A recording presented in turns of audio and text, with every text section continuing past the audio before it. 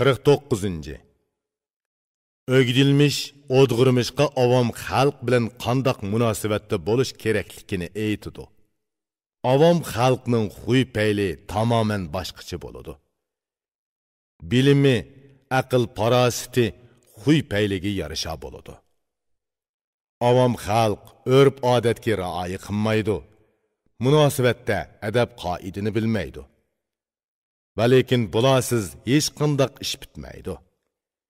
Tiling bilan yaxshi so'z qilgin, lekin ular bilan do'st bo'lma. Avomning qilganlarining hammasi qop-qora bo'ladi. Sen o'zingni qora qilma, o'zingni aya. Avom xalq bosh-boshdoq, harakati urikkak bo'ladi. Qilgan hamma ishimi urikkaklarcha bo'ladi. Yeyishni biladi, qo'sqi to'ysili bo'ladi. Ularning galdan boshqa qayg'usi yo'q. Avom xalqning xuy peylini sinab so'zlagan yo'lovchi kishi nima deydi, angla. Avomning hamma qayg'usi qo'saq uchundir.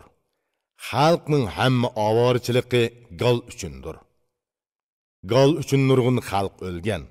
Ular qori yer tigida o'smanlik o'ti ichida ko'yib yotmoqda. Avomning qo'sqi to'ysa, tili uzraydi. Besib qattiq boshqurmasa, erkinlikka intiladi. Ey qarindosh, ularga aralashqin. Ularga yemek-içmek, osh taom berib tur. Tiling bilan yumshoq so'zla, nima so'rasa ba. Bagan oladi, uning foydasini ko'radi. Ko'p so'zlama, savrchan bo'l, tilingga hezi bo'l. Ko'p so'zlangan so'zning inovati oz bo'ladi. Tilini ching tutgan, o'zini besib olgan bilimli kishi nima deydi, angla. Hamma so'zni so'z deb tilingdan chiqarma. Kerakligini bilib, o'ylanib ehtiyot bilan so'zla.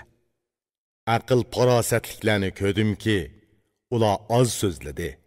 Shundaqdimi ko'p so'zladim deb yillar bo'yi pushaymon qildi.